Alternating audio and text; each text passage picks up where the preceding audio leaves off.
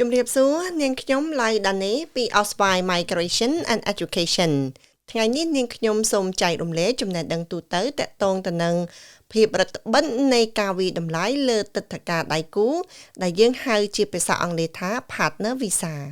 កាលពីពេលថ្មីៗនេះអូស្ត្រាលីបានរឹតបន្តឹងលើប្រភេទទិដ្ឋាការមួយចំនួនដែលក្នុងនោះយើងបានសង្កេតឃើញថាការវិតម្លៃទៅលើទិដ្ឋាការដៃគូក៏កាន់តែមានភាពរដ្ឋបិទជាងមុនដែរ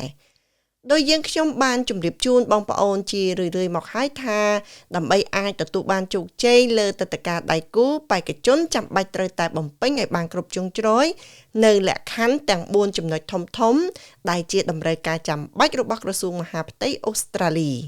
ចំណុចសំខាន់ៗទាំង4នោះមាន1ភាពរឹងមាំនៃហិរញ្ញវត្ថុរវាងដៃគូ2ការបែងចែកការទទួលខុសត្រូវនៅក្នុងផ្ទះ3ការបើកចំហទំនាក់ទំនងជាសាធារណៈ4ការបដិញ្ញាចិត្តយ៉ាងមុតមាំនៅក្នុងទំនាក់ទំនងបេក្ខជនត្រូវតែមានភស្តុតាងឲ្យបានគ្រប់គ្រាន់និងជាក់លាក់ដើម្បីបញ្ជាក់អំពីភាពពិតប្រាកដទៅលើចំណុចនីមួយៗឥឡូវនេះមន្ត្រីអន្តោប្រវេសន៍ធ្វើការវិតម្លៃលើសំណុំរឿងនីមួយៗកាន់តែល្អិតល្អន់ជាងមុនហើយយើងសង្កេតឃើញថាមានសំណុំរឿងគួរឲ្យកត់សម្គាល់មួយចំនួនដែលត្រូវបានគេទម្លាក់ចោលបើទោះបីជាពួកគេហាក់បីដូចជាបានបំពេញគ្រប់លក្ខខណ្ឌតិកៈហើយក៏ដោយខ្ញុំសូមជូនឧទាហរណ៍មួយចំនួន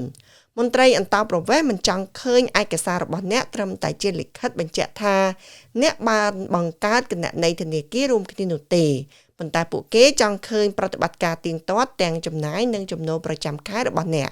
ហើយការចំណាយទាំងនោះគឺមិនមែនគ្រាន់តែជាចំណាយសម្រាប់ការទិញម្ហូបអាហារនោះទេ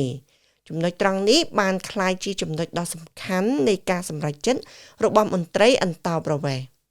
នៅមានចំណុចល្អិតៗជាច្រើនទៀតដែលគេចាត់ទុកជាចំណុចសំខាន់ៗនៅក្នុងការវិតម្លៃដែលមិនធ្លាប់មានពីមុនមក